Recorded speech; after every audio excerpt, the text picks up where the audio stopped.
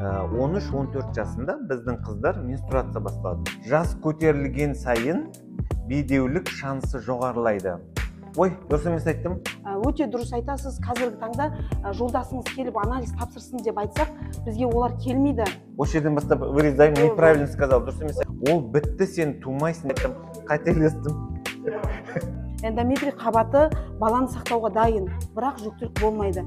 Менде бір пациент болған, жаңағы жолдасы 3 ай бойы әйел қаралды. Бүгін біз сіздер үшін тағы да бір мәлімет, қызық мәлімет болады деген әңгіме дүкен құрғымыз келіп жатыр. Бүгін Сандуғаш Тілеулешовна екеуміз біз экомен жүкті болу, экомен босану туралы, яғни осы бейтабиғи жолмен болған жүктіліктің жүктілік ерекшелігі, босану ерекшелігі туралы бір ауыз сөз бөліссек сендермен, сіздермен. Жалпы эко дегенімізде, эко туралы ақпарат беріп өтсем, жалпы эко десе барлығы қорқады бізде. Біздің облысымызда эко десе қорқады. Ол бедеуліктің соңғы емі, соңғы этапы. Жалпы бедеулікті біз анықтаймыз. Әйелдер бедеулігі, ерлер бедеулігі, соны анықтап аламыз. Одан кейін себебін анықтаймыз. Себебі әйелден ба, ер адамнан ба? Әйелдерде жатыр турбалары алып тасталған болса, жатырдан тыс жүктілікке байланысты жоқ болса, немесе гидросальпингс, әртүрлі гинекологиялық аурулары, кисталары, эндометриозды кисталарға байланысты жатыр яйшнегімен бірге алып тасталған болса, өздігінен көтер алмайтын жағдайда біз экоға жүгіндіреміз. Алғашқы айларында біз эко-центр болғандықтан айтады, сіздер тек қана экомен емдейсіздер ма, табиғи емдеп көресіздер ма дейді. Біз бірінші себебін анықтаймыз. Өздеріңізге 2-3 ай шанс беріп емдеп көреміз. Одан кейін жүктілікті табиғи жоспарлаймыз ба, немесе экомен жоспарлаймыз ба, оны сол тексеруден кейін айтамыз. Бұл жерде бізге дайрекке жиі келетін сұрақтар, мен экомен көтерген едім, одан кейін тек қана кесір тілігімен босанамын ба, немесе өзім босануға мүмкіндік бар ма, мысалы 7 жыл, 8 жыл күткен кезде мені экоға жаңағыдай өзім босанбай кесір тілігімен босансам қалай болады деген сұрақтар жиі келеді. Соған өз көзқарасыңызды айтсаңыз, Керімханович. 7-8 жыл оңай емес қой. 7-8 жылда біз баланы жасадық, әйелдің ішіне салдық, ары қарай ол босануға қорқады. Сол туралы жаңағыдай айтсаңыз.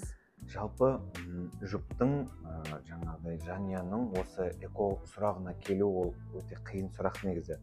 Бұл жол негізі проблемадан басталған жол негізі. Сізде жүктілік болмады, осы проблемадан байланысты сіз эконың жолына түстіңіз, репродуктологқа бардыңыз, дайындықтан өттіңіз, подсадка болдыңыз, және осы жүктілігіңіздің барлығы әр күні, әр аптасы санаулы, есептеулі, кейбір кезде стресстің фонында өтеді. Сондықтан бұл жүктіліктің мынандай қиыншылықпен өтетінін ол түсінікті, басынан түсінікті. Өйткені бұл сіздің 10 жыл күткен, 15 жыл күткен, 7 жыл күткен күткен событияңыз сол. И осы жүктілікті сіз басқаша мынандай титтей нәрсені, мынандай үлкен проблема көресіз. Мүмкін вообще проблема емес нәрсені үлкен проблема. Стресс фонында өту. Ең бірінші мен экомен жүкті болған әйелдерге айтатыным, стрессті алу керек. Бар нәрсе Құдайдың қолында. Сізге жүкті болу осы жолмен бұйырып тұрса, енді бар нәрсені Аллаға салыңыз, күтіңіз. Күнделікті өміріңізді жасай беріңіз. Осы мен экомен көтердім екен деп, күнде азаннан кешке дейін мына жерде эко осындай болмасын. Стресс болмасын, қорқыныш болмасын. Ол стресс жүкті әйел үнемі мынандай қысымда отырған, напряжениемен, стрессте жүрген әйел мерзімнен ерте туы мүмкін. Сондықтан сізге жүктілік салынды, Құдайға шүкір бітті, өсіп жатыр міне. Өзіңізді тастаңыз, как любой екі қағабат сияқты, тамақ жеңіз, витаминдеріңіз ішіңіз, дем алыңыз, жүріңіз, тұрыңыз, өз қалыпты өміріңізді сүріңіз. Бірақ бұл жерде сіз физически нагрузкаларды алып тастау керексіз, психический нагрузкаларды алып тастау керексіз, өйткені ол любой әйелге зиянды. Сіз эко болғандықтан емес, любой жүкті әйелге физикалық тұрғыдан ауыр, психикалық тұрғыдан ауыр стресстік ситуацияларды алып тастаңыз. Сіздің басты мақсатыңыз құрсақтағы нәрестені аман есен дүниеге келтіру. Енді біздің неге репродуктологтың қасында үнемі уролог, андролог жүреді? Өйткені бізде қалыптасты, мысалға кейбір семьялар, біздің кейбір жаңағыдай жалпы мынандай ескірген типте ойлайтын қағидалар или ескірген типте ойлайтын семьялар иногда қыздарымызға обал жасайды. Қалай? Келін қылып алады, бір жерден ұрлап, оны айқайлап, шулатып алып келеді, ол қыз көнеді, ол қалады, ол қыз сол жерде келін болып қалады, және ол қандай да бір себеппен көтермейді. Содан кейін ой, осы келін жаңағы құрсағы дұрыс емес, анаусы дұрыс емес, мынаусы дұрыс емес, көтермейді осы деп себебін барлығын келіншекке жүктейді. Анықтамай жатып қыздан көреді бірінші жағдай. Жаңа жап-жас, ол кеше ғана мектебін бітіріп, кеше ғана университетте жүріп, студент болып жүрген жап-жас қызымыз бас салып үлкен бір мен туамайды екенмін, мен осындай бір қандай да бір дефектнімін деген ситуацияға батып кетеді. Ондай болмау керек. Ол егер де осы жаңағы қыз сізге болашақта ана болады, болашақта осы семьяның ұрпағын өрбітеді десеңіз, сіз бірінші бұл жұпты тексертіңіз. Қазір статистика бойынша жүктіліктің болмауына еркектік фактор 45% жауап береді. То есть 10 бедеу жұпты алатын болсақ, соның 4-5-інің себебі еркектік, мужской фактор деп айтамыз. Сондықтан біздің жас жігіттер, немесе өзіңіздің келін алайын деп отқан жаңағы семья болсаңыз, мына баланы тексертіңіз. Бала денсаулығын реттесін. Баланың денсаулығы әйелдің де, еркектің де екеу генетический материалды екеу ортадан қосылып береді, 50-50-ден ұрпақ пайда болады. Так не бывает, чтобы сіздің балаңыздың денсаулығы шала-шапыт, а келіннің денсаулығы керемет, мынандай бір ұрт тұру керек, сол кезде келін туып жібереді деген жоқ. Болашақта сапалы, дені сау нәресте алғыңыз келсе, баланың да жағдайын жасаңыз, келіннің де жағдайын жасаңыз. Егер өзіңіз болсаңыз, денсаулығыңызды реттеңіз, жұбайыңыздың денсаулығын реттеңіз. Егер сізде жасыңыз 30-ға дейін болса, сіз жарты жыл, 6 айда көтермесеңіз, сізде репродуктивті системада проблема болуы мүмкін деп іздену керексіз. Бедеулік деген сұрақ белгісі көтерілу керек. Ой, дұрыс емес айттым. Осы жерден бастап вырезайым, неправильно сказал, дұрыс емес айттым, қателестім. Бүйтесің, дұрыс емес айттым. Егер сіз 30-ға дейін болсаңыз, 1 жылда құрсақ көтермесеңіз, сізде бедеулік сұрағы көтеріледі. Егер сіз 30-дан ассаңыз, жарты жылда көтермесеңіз, сіз ертерек әрекет жасау керек. Яғни, жас көтерілген сайын бедеулік шансы жоғарылайды. Көтермеу, жүктілікпен проблема болу. Бедеулік деген ол бір приговор емес. Ол бітті, сен тумайсың деген сөз емес. Мүмкін организмде бір кішкентай проблемалар бар, соларды шешсе, жүктілік болуы мүмкін. Ал ол проблемалы иногда тексерумен өзі шешіліп кетуі мүмкін, қысқа емделумен шешіліп кетуі мүмкін. Яғни жұп, ол сіз бекер қосылған жоқсыз ғой. Сіздің қалаған адамыңыз бол, қалаған жаңағыдай жұбайыңыз бол, екеуіңіз қосылып, осы жерде жұмыла семья екеніңізді, осы жерде сіздің бекерге осы адаммен бас қоспағандығыңызды белгі ретінде түсіндіру керексіздер, түсіну керексіздер. Что міне кішкентай бір проблема шықты, ол проблеманы екеуіңіз қосыла отырып шешу керексіздер. Сіз жұбайыңызды аласыз да, гинеколог, репродуктолог, уролог сияқты мамандарға барып, өзіңіздің проблемаңызды айтасыз. Міне біз жұбай ретінде қосылғанымызға 1 жыл болды, құрсақ болмай жатыр, бізге қандай тексеру өту керек, сіз не кеңес бересіз деп келу керек. Енді осы кезде бір-екі критерийлерін айтып жіберсем, иә, оқырмандарға түсінікті болу үшін, егер де осы бір жылдың ішінде жүктілік болмай жатса, жолдасыңызда бірақ анализ, спермограмма анализін тапсырады, ерлер бедеулігі бар ма, жоқ па, осыны көреміз. Ал әйелдерде бір жылдың ішінде сіздерде жүктілік болмай жатса, негізгі гормонды анализдер тапсырғандарыңыз дұрыс. Ең бірінші АМГ гормон, одан кейін жатыр түтіктерін тексерту керек, сізде овуляция болып жатыр ма, жоқ па.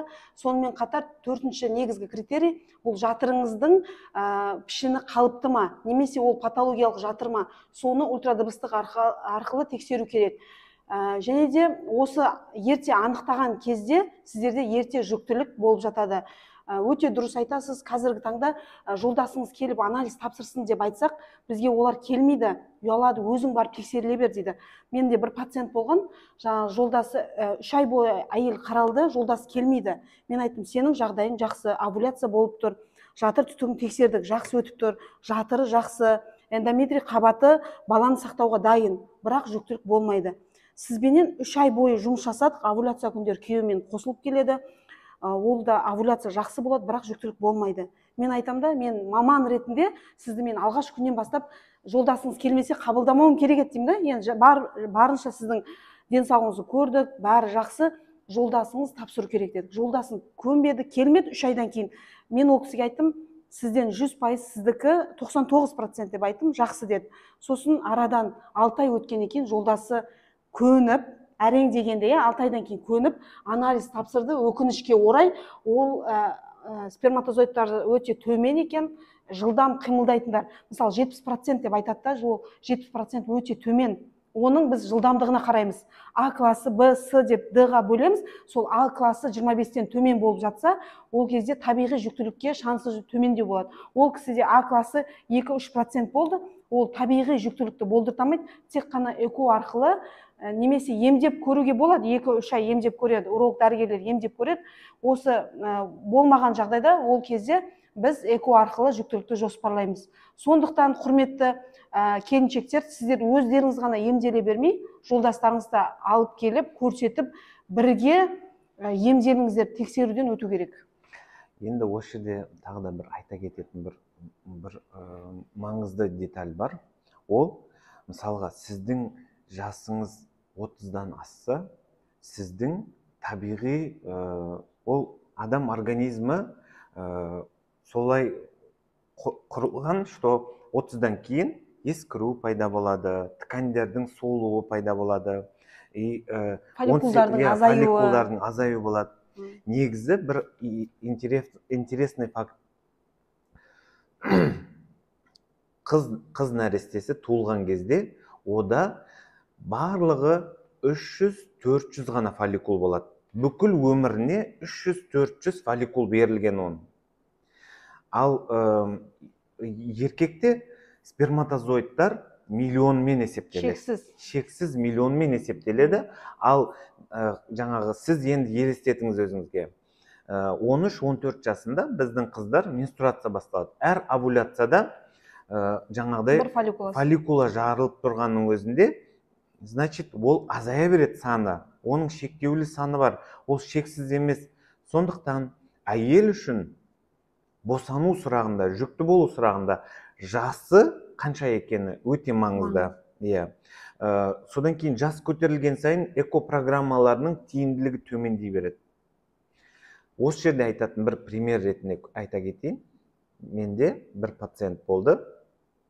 Ол маған бірінші келген кезінде 32 жаста еді. Мен сол кезде экоға баруға ұсындым. Бірақ ол келіншек түрлі себеппен бас тартты. Енді бетті күйеуі дайын болмады, өзі дайын болмады, көтеріп қаламыз, жүре тұрайық, үйтіп бүйтті. 3-4 жыл өтті. 3-4 жылдан кейін эко жасатты. Бірақ эко өте ауыр өтті. Бірінші подсадкасы неудачный болды. Екіншісінен барып көтерді. Оған 5 жыл өтіп кетті. Сіз өзіңізге енді елестетіңіз. Жұп қосылғаннан кейін ол ортада перзент болу керек. ортада шаңырақты толтыратын, шаңырақтың жарығын келтіретін перзент керек. Сол перзент болмағаннан кейін ол семья сынға ұшырайды, өз күйзеліске ұшырайды. Қиын, ол жағдай өте қиын жағдай. Сондықтан сізге эко керек болса, медициналық тұрғыдан эко жасау керек, немесе вспомогательные репродуктивные технологии деп айтамыз, қосымша ұрықтандыру технологиялар деп айтамыз. Олардың түрлері көп. Ол біз халық білетін тек қана бірақ түрін эко деп ойлайды, одан басқа түрлері бар. Сізге қажетіне сәйкес соны ертерек уақытылы қолдануға тырысыңыздар. Енді біраз әңгіме айтып тастадық, енді қысқаша айтып кететін жағдай. Экомен көтерген әйел қалай босанады? Ол әр случайда әртүрлі шешіледі. Мысалға, сіз бір рет уже босанған әйелсіз, мынау сізде бір 3-4 жыл бедеулік болды, содан кейін экомен көтердіңіз. Енді сіздің қай жолмен туу керексіз? Сіз мысалға мына жүктілікте аман есен бұрында босанғансыз. Мына жүктілікте сізде босануға барлық шансыңыз бар. Эко ол қалай туу емес, қалай жүкті болу туралы. Түсінесіздер ғой, иә? Ол жүктілік пайда болды, енді сіздің босануыңыз табиғи жолмен жүруі мүмкін. Сіз ойламаңыз, барлық эко ол кесарево болу керек деп. Жоқ, ол дұрыс емес. Экомен жүкті болған әйелдеріміз әртүрлі туа алады. Табиғи жолмен туған қалаулы туу болып табылады. Бірақ оның да өзінің ерекшелігі бар. Мысалға, сіз 25 жасар экомен жүкті болдыңыз, деніңіз сау, жамбасы кең, жаңағыдай бойы да бәрі бар әйел болсаңыз, сізге табиғи жолмен босану керек әрине. Бірақ сіз 42 жасар келіншек болсаңыз, бұл сіздің 15 жыл күткен жүктілігіңіз, нәрестеңіз 4,5 килограмм, немесе сондай сияқты үлкен бір қандай да бір көрсеткіш болып тұрса, болып тұрса, сіз әрине өзіңіз босанбайсыз, кесаревомен босану керексіз. Яғни ол көп факторлардың жиылып шешілу, мынау себептердің бәрі жиылып, содан кейін барып шешіледі. Яғни сіз экомен көтерген әйелдің бәрі кесарево болады деген сөз емес. Экомен көтерген әйелдің бәрі өзі босанады деген сөз емес. Әр әйелмен жеке шешіледі. Сіздің тарихыңыз есептеледі, сіздің бедеулік срогыңыз есептеледі, жүктіліктің срогы есептеледі, баланың срогы есептеледі, весі есептеледі. Осының бәрін қоса келе бір тұжырым шығады. Ол бір-екі сұрақпен жауап беретін нәрсе емес. Сондықтан сіз жүктілігіңіз қалай аяқталады екен деп қара уайымға салмаңыз. Ол өз уақытында шешілетін сұрақ. 9 ай 9 күніңізге жетіңіз, содан кейін консилиум жасап, сіздің қалай жолмен босанатыңыз сол кезде шешіледі. Ал осы жүктілікте сіз ішіңіз, жеңіз, витамин қабылдаңыз, жақсы бір күтімде болыңыз. Жақсы көбейем деген ойда болыңыз. Сөйтіп өзіңізді положительно настроить етіп, аман есен босануға өзіңізді жаңағыдай дайындаңыз.